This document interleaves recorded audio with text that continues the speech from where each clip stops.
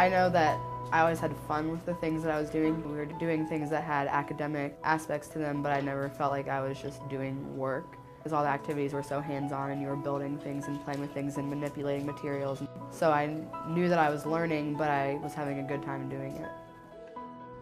It's easier to do things with things that you could feel and you could see than having to do everything in your head.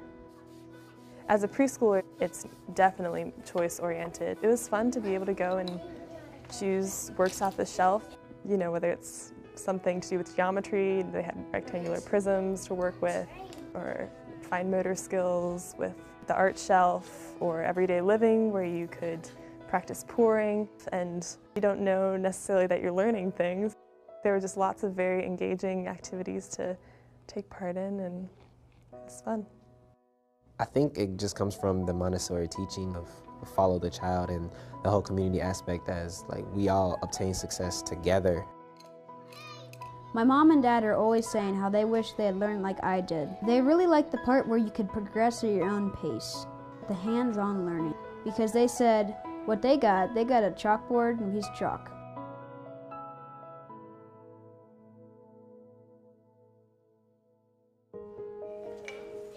It doesn't take long to realize a Montessori classroom is different from most other classrooms.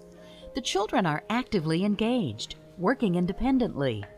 A closer look reveals each child is involved in working with hands-on materials that stimulate all of his or her senses. Materials that communicate complex concepts in a concrete way. Montessori materials are carefully sequenced so that each activity has an orderly and logical process to follow. This allows children to organize their thinking and problem-solving skills in a clear way, and to absorb this knowledge through their senses.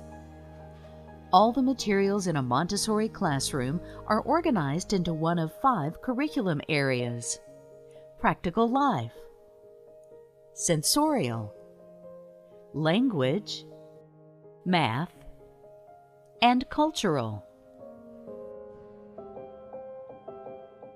I'd have a little rug on the floor and I'd go get my math assignment and bring it to the rug, and when I was done I'd clean it up and put it back. Or if I wanted to go eat snack, I'd go to the sink and wash my hands and get my snack and then brush my teeth. And it wasn't just sitting in a class learning, it was functioning and learning how to function as a grown-up person, not just a 3-year-old. Small children have many life skills that they need to learn to achieve independence.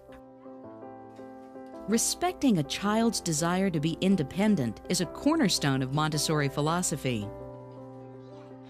Children develop a sense of pride when they're able to do things for themselves. Part of becoming independent learners is taking responsibility for themselves and the classroom environment. Each child learns to take responsibility for their own belongings and to master the skills of taking care of him or herself.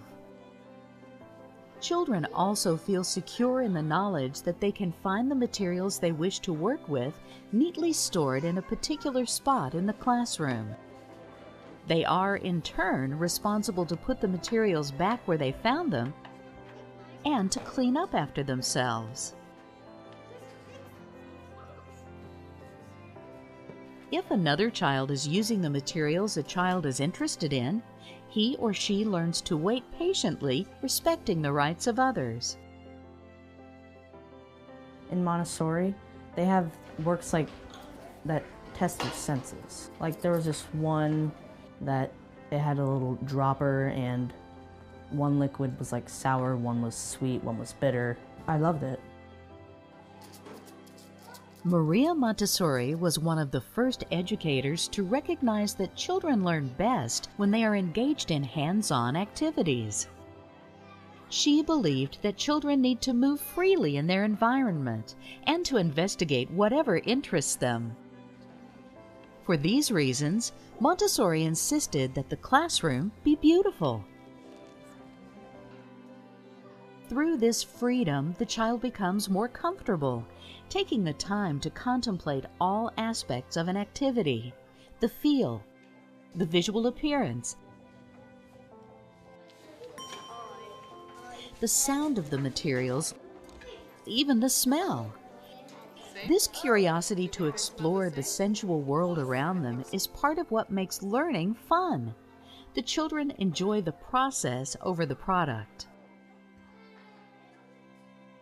Children often take advantage of their freedom to self-correct by experimenting with all the different ways to do a single activity, satisfying their curiosity about what works and doesn't work and why.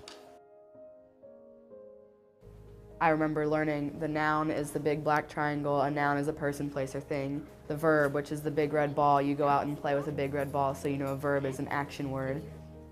Obviously now when I'm saying like, oh, that's a verb or that's a noun, I don't need to think that's a big red ball, but having those associations when I was younger helped me to be able to distinguish different parts of speech as I grew up and now being able to write, fluidly. Young children have a natural ability to learn language skills that diminishes as they grow older. Is a big kid. Emphasis is placed on learning the sounds each letter makes, rather than the alphabet.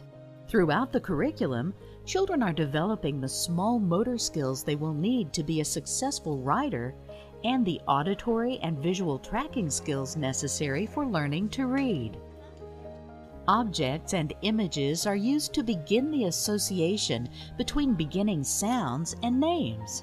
The child learns that snake begins with a S sound, that bird begins with a P sound, or that girl begins with a K sound, and so on.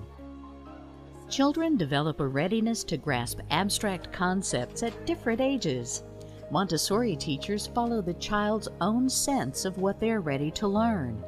In their primary role as observers of the child's progress, they present materials when the child is ready to take on new work.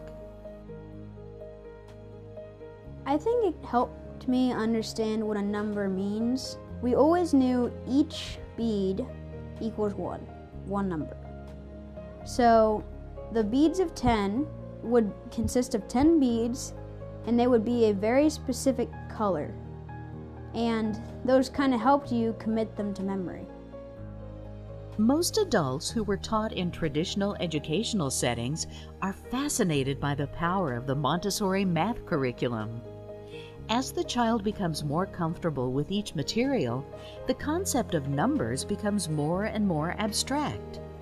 Like the language curriculum, when the abstract symbols